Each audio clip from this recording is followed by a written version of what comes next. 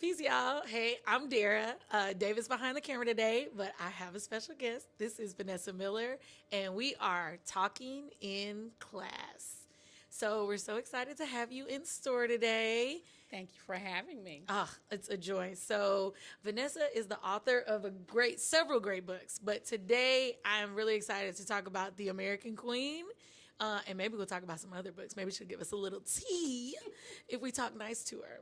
But we're here because we're talking about American Queen. This is a book that came out earlier this year. You can definitely get it here in Class Bookstore. And she is in Houston. You're on a world tour this weekend in Houston.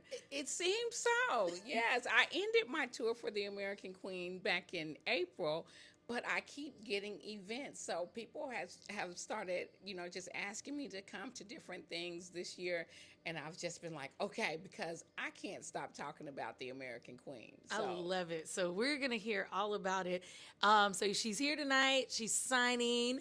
We're going to have some stock signs. So we'll definitely have that. Y'all can come pick up the book. But she is with our friends at Lit Java. Shout out Lit Java, one of our favorite Black woman-owned bookstores in Houston. So you'll be at Lit Java tomorrow. Yes, at 6 o'clock. 6 o'clock. And so we'll try to get this promo out tonight. So that'll be timely. And then you will be at the National Black Book Festival on Saturday. Yes. I speak at noon on Saturday. Okay. And that is at Fallbrook is one of our favorite churches in the city. Shout out to Fallbrook. Awesome. Their pastor is super fun. So that's a great church. I'm excited for that event. That's going to be awesome. So we start this podcast the way we start all of our podcasts. Well, usually we would talk about outfits. We would talk about what we're wearing. And so I would love to know, tell me about your outfit. It's a fit check. Tell me where'd you get my outfit, the shirt and the pants actually came from a stylist. Okay. She styled me. It's one of my friends, Kenyatta Ingram. She is the owner of Riches and Reading bookstore. Okay. And her daughter is a stylist. And so I went there last year for my book tour for The Light on Halsey Street. Mm-hmm. And they were like, we have a surprise for you, Vanessa, because they knew American Queen was coming out. So they were getting me outfits that kind of matched the book. Yes, I see it. It's a color theme. Yes. Check it out. Yes. There we go. So that is, it looks very regal. Victoria is her name. Okay. And so I was like, oh, wait a minute. I didn't say her name. So Victoria, I can't remember the name of Victoria's business, but she is a stylist. Okay. Nice. I love that. Well, I wasn't styled. I just had to pull it out the closet. Yes. But we're not all so lucky. But favorite sweatshirt, shout out to Young Life, one of my favorite organizations, one of my favorite summer camps. The jeans are from Target. I like those gym shoes. Thank you. Target, sponsor us, please. And then my gym shoes. Sponsor me too. We all want to get sponsored by Target. I was like, now you got me saying gym shoes. I was like, wait a minute. We say sneakers down here, but. See, I'm from Midwest. Okay. And we say gym shoes. Gym shoes. My husband was raised in Brooklyn, and he says sneakers. Sneakers, and yes. So I know we are native Houstonians, and most people in Houston say tennis shoes. That's very normal, mm-hmm. But because we love tennis shoes and the culture, we usually say sneakers. Yes. So we're sneakerheads. But can you see my sneaker on the video? Come on, look at this. It's my favorite shoe. It's gorgeous. I think I've worn these on camera before, so we're not going to go into it. But y'all know how I feel about this model. So, okay, so the fits are checked. Now, the next question we always do is, have you ever gotten in trouble for talking in class? I honestly, I probably have, but it's been a long time since my school days. so I cannot remember a time blocked where it out. Yes, blocked it out. I cannot remember a time where I got in trouble for talking in class. I'm sorry. Okay, that's fine. I'm just gonna say I was just really good, and so yeah, of course. I didn't do things like that. Yeah, of course you was. And me too. I never got in trouble for talking in class. I was an angel. I hope none of my teachers are watching this. Might want to scoot away. The Lord is striking down right now. Right. Let's just say I'm thankful that I'm delivered. Amen. So how did you get started writing? I feel like I was born to write. I love that. I've always known that I was going to be a writer, and this was from the time I was very young. I tell people I don't know how not to write. It's just something that's in me. Yeah. And so I've like had a pen and paper in my hand from probably 9 years old. Okay. And I started writing poems. Then I would write short stories. I did stage plays. The first 4 novels I ever tried, I couldn't finish. And so I was learning the craft. But I always knew that this was what I was going to do. I just did not know that it was like a calling from God. Gotcha. Until much later in life. And so yeah, but since I was Yay little, high. yes, Okay. I've always wanted to write. Okay. So do you even have a, like, if I wasn't a writer, I would probably be? Can you even imagine a life where you're not a writer? I can't imagine a life where I'm not a writer, but I like event planning. Oh. I plan like once a year. I do like the Christian Book Lovers Retreat. Okay. And I love doing that event. But you notice the word book was in there, Yes, right? but so I still have to have books. I just believe this is what I was born to do, and I love my job. I love that. I'm so thankful that I get to write books. It's like it's for someone else this might be just okay, I can do it, but for me it's like this is what I get up for. Yeah. It's I get to do this. Oh, come on, I get to do this. I don't have to do this. I get to do this. Absolutely. I love that. We are also thankful that you write books because we feel called to sell them here at Class Bookstore. Yay. Come to Class Bookstore and get your copy of a Vanessa Miller book. Please, Yes. we have several options. We will tell you about those. So, American Queen, the American Let's be Queen. very clear. So now I'm going to be honest. When this book was pitched to us, so we don't usually, everybody knows, all our classmates know, we don't usually do a lot of fiction here. But when this book was pitched to us, I was like, hold on, wait a minute. It's a historical fiction book. It's a story of the only American queen that has ever existed. It was a black woman. Black woman. So when I heard that, I said, oh, hold on. Well, maybe we need to talk a little bit more.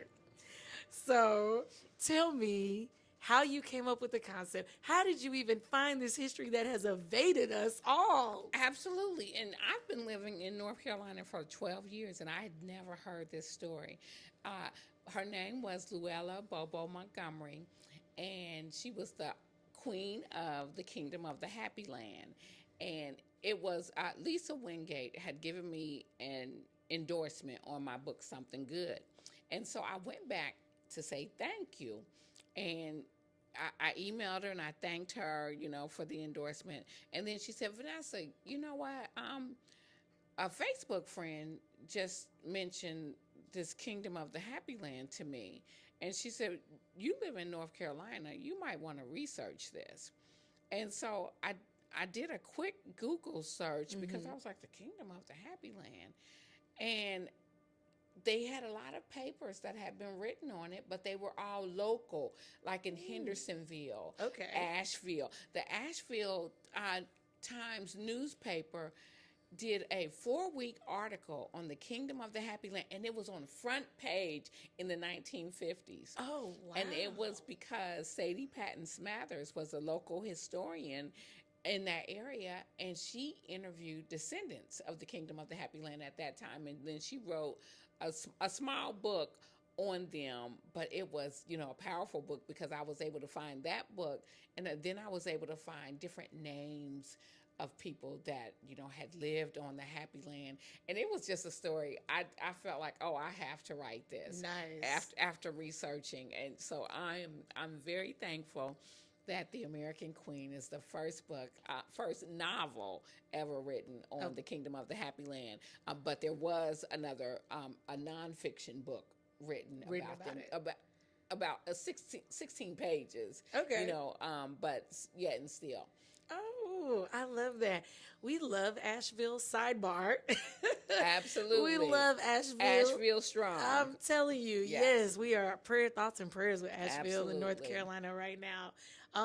But okay, so you found this history out. You were like, I have to write this book. So tell me then what was like, you were like, it's historical fiction. So it's not, you're not writing a nonfiction book. How do you come at it? What's the angle where you're like, I was like, we don't want to give y'all too many spoilers because we want y'all to read it. But what do you feel like my angle into this story was going to be? Well, when I began to look at it and the information that was coming up talked about how dominant of a force Luella was for the building of the Happy Land. And so she became, of course, the center because the book is called The American Queen. Yeah. So we have to talk about the queen. The queen. But she was the center because of the information that I was finding out about her. I wanted to explore what this is like for a woman who comes out of being enslaved, and then one day you wake up and you're the queen Yeah. of this land. And how does that happen? How does she process that? How does she go? I wanted to take her from hate to love. And so, because in my estimation, I would hate being enslaved.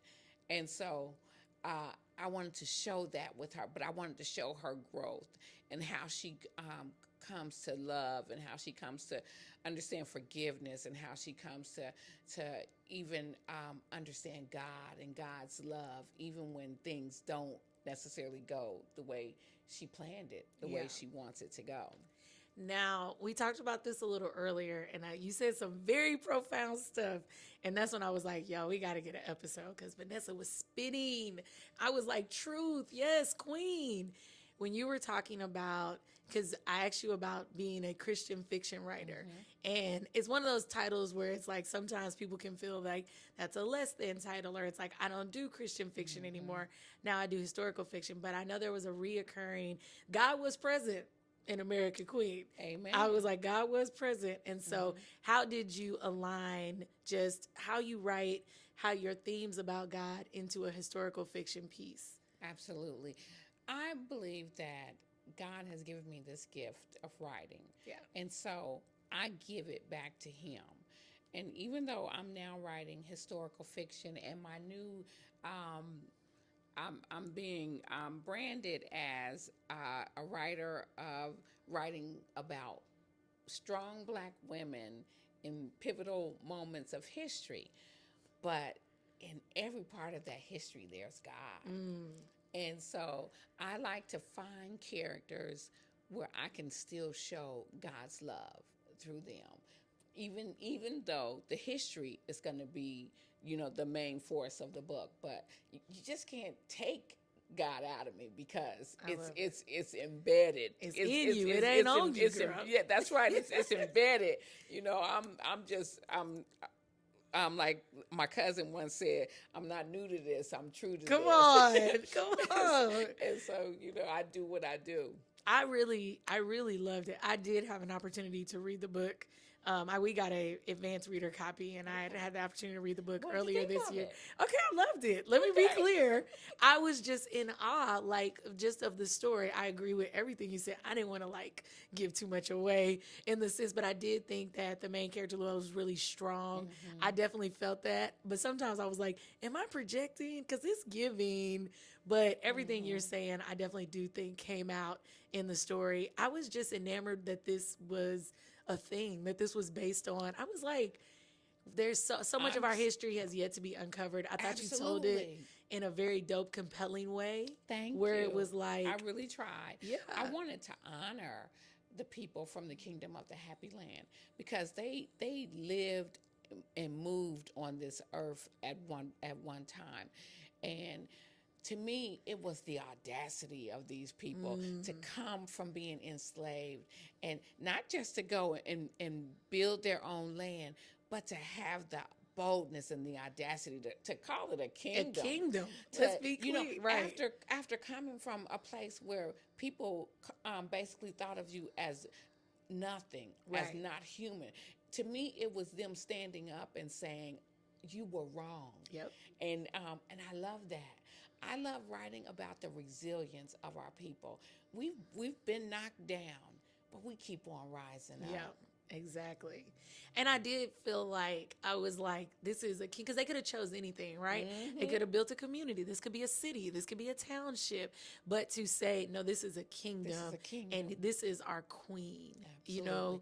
And I also thought it was great symbolism that they wanted to call it the happy land. Yeah. So that they were saying this is what they wanted.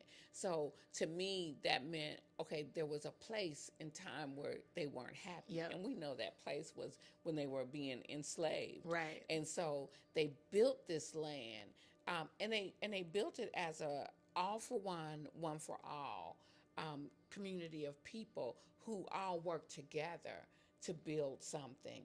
And so it was a place where then they aspired to happiness. Yeah. I love that. Yeah. And I you was have to like, read the book to find you- out if they actually got the happiness We they know. aspired. No spoilers. I know, but I was like, ooh, I did think it was powerful that it was called Happy Land. Of just all the Absolutely. places, I was like, at the end of that, you know, like in a world where we think about our ancestors and enslavement, like we all have such a get you back attitude. Right, like, and it could have. It's like it wasn't revenge land. It was about to we about to kill everybody. Yeah, we about After to get you. everything they experienced, we about to get you. After everything they experienced, to choose happiness, to choose happiness. right, to choose resilience, to choose joy, to say this is happy land. And to choose to work together. Yep. That whole story, the research and everything, it blessed me. It was a joy to write this book because every day while I was writing it, I was like, what? This really happened? Yeah. And so it amazed me, and I knew that it would amaze the readers. And I'm getting that from people. They're going, I never knew this existed. And so I'm like, yes, this actually happened in America. And you write, so shout out to Esau McCauley. He asked me how his books were to read. As a reader, I just want you to know, as a writer, there is a light that you write with. There is a joy that comes through when you write, even when writing about hard things, or there is a sense of hope that you write with. So even reading this story, in the pages, the hope came out. Thank you the for sense saying of that. joy that like you could feel it. So as you're saying, you writing like, I can't believe this happened. I'm reading like, I can't believe this happened. So you really transcended that, and you gave that to the reader. Like we were able to. I'm gonna speak for myself. I don't know. Y'all haven't got the book yet, but you need to. Some You of y'all need did. to. You need to get it. But as the reader, I was definitely able to feel that. Yeah, but I'm thankful that you said that, because that's what I try to do with my books. Even when I'm dealing with hard subjects, I want the reader to come away with a sense of hopefulness. Yeah. Everything didn't go as planned. Everything, isn't coming up as roses. But you know what? There's still a place for hope. There's still a place where, we can still trust God with our next. Yeah. And that's what I'm always trying to get the reader to understand and to grab hold of. Because I believe if we lose hope, what else do we have? Don't have anything. You know? And so I'm always trying to get the reader to see that, this day didn't go well, but there's hope. Yep. Still, we can still trust in a better tomorrow. And I believe if a reader can grab hold of that, maybe that day I cause them to say, I'm going to keep going. Push on a little bit more. Yeah. Yeah, so I love that. Thank you so much. Thank you for choosing to write that way. That's a blessing to readers. Now, yes, we need a little tea, sis. So What? American Queen is out. But what's next? We love an author that's always working. You got something coming up next for us? and I love to always be working. Okay. And so the next book is The Filling Station. And it comes out March 11th, Okay. 2025. And it is about the 1921 Tulsa Race Massacre. But it is also about, there was the Threet Filling Station in Luther, Oklahoma. And they are now a historical site because they took in some people who were escaping the Tulsa Race Massacre. Okay. But not only did they take in people and help them and provide a safe haven, this street filling station had it going on. Allen 3 owned like, I forget how many acres. Was it about? It was like at least 100 acres, but I think more. And he eventually built like a baseball diamond on this land, and the Negro League played there. He had a restaurant and a juke joint. Okay. And, We love a juke joint. and he had the filling station, and they had a farm. And so it was Allen 3 and his wife Alberta 3, and they had about 20 million kids. Because they didn't have cable back then. Right, there right. was So nothing else they to do. just had kids. And but I show my two main characters running to this 3 filling station, but I show that this is the place that gave them the hope, that lifted their spirits, that helped them to understand that they could go back to Greenwood and rebuild what was destroyed in their life. So it's a story of rebuilding. A lot of people know about the 1921 Tulsa Race Massacre, but they don't know that after this massacre, they rebuilt this place, and it became even more successful during this time than it was before. And it was already called Black Wall Street in 1921. Yep. So imagine if it was even better, and they were making even more money. Yep. But they built it back. I like to say they by their own bootstraps, because everything tried to hinder them. Yep. And so you have to read this story to see the inspiration, to see the hope and the resilience of Black people, because my people are resilient. Yes. And I like to write those stories. I want people to know. Just I want them to see. And one of the inspirations with this story was I found the 1921 Red Cross Relief Report. And so when I start talking about it, they may take it offline. So I've printed it. Good job. And this thing, it made me so angry at times. There was one comment in the book, and as you'll get the arc, and as you see, I have epigraphs at the beginning of each chapter, and a lot of them are quotes coming directly out of the Red Cross Relief Report. Oh, wow. Because I want people to see what was being said about Black people during this time. You see what happened with these hurricanes that just came, and how here comes FEMA, and they're giving money to the people. They're quickly helping. Right. Well, when it was Greenwood, what the Red Cross and the city of Tulsa said was that any relief that the Red Cross gave to Greenwood, they would have to work for. Now, these people have experienced devastation. Yep. Some of them don't even know where some of their family members are because they've been buried in these unmarked graves. But they have to get up the next day and start digging ditches. They have to work for everything. The women are put to work. Even the kids for school books. They have to work to get their school books. And because what they said in this Red Cross Relief Report was that Black people are a working class people. So they will, are a servant class people. And so they will work for every relief they receive. And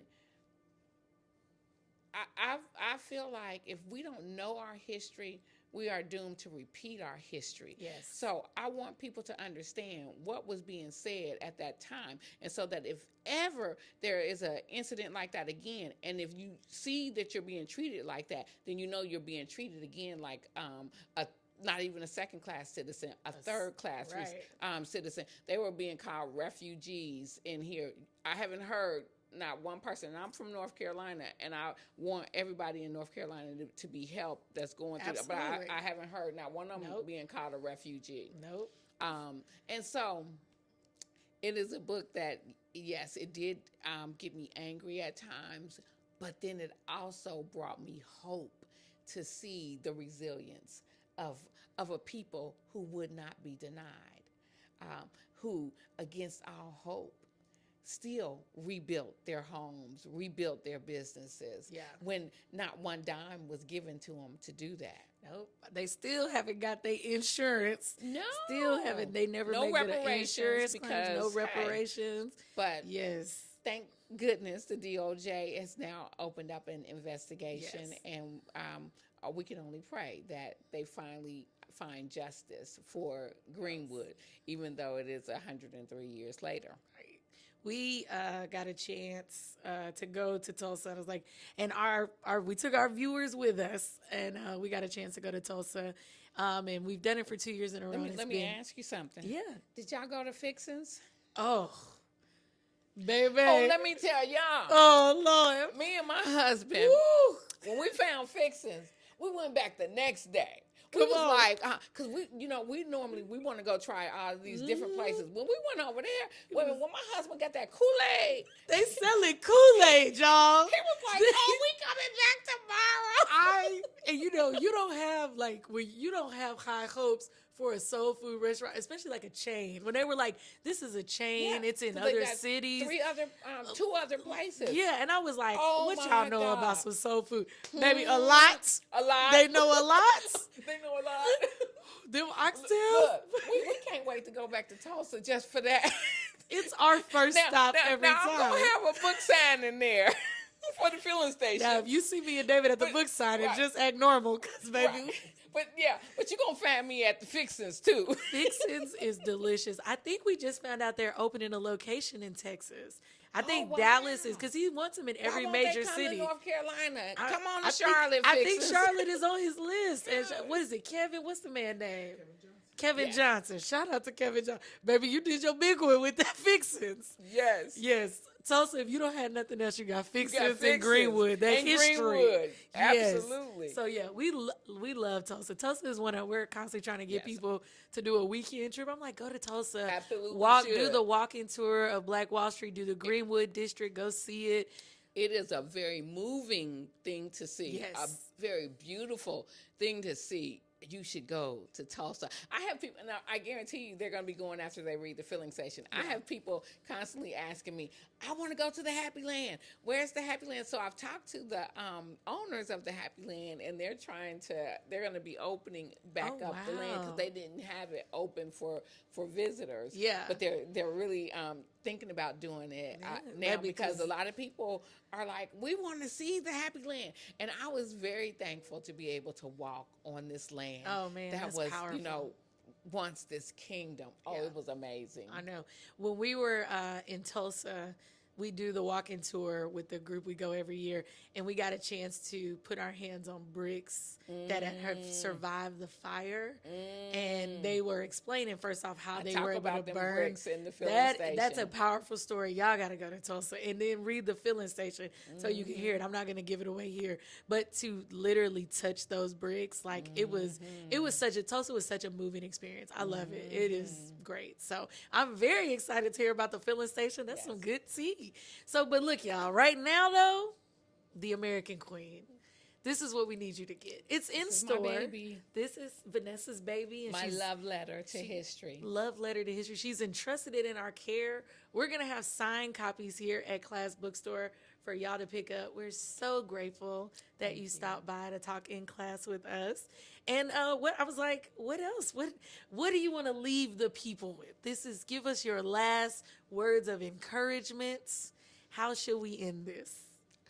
I just want to let people know that, whatever it is that you're after, whatever it is you believe that God has called you to do, go after it. Because if God is bringing you to it, He will bring you through it. He will open up doors that no man can shut for you. Sometimes it may seem impossible, but then this thing happens and that thing happens. So you got to keep trusting and believing and know that, you can make it. That's the thing I would like to leave with people. That's a word. Hey, y'all, I'm Dara. This is Vanessa. and we've been talking in class. Peace, y'all. Bye bye.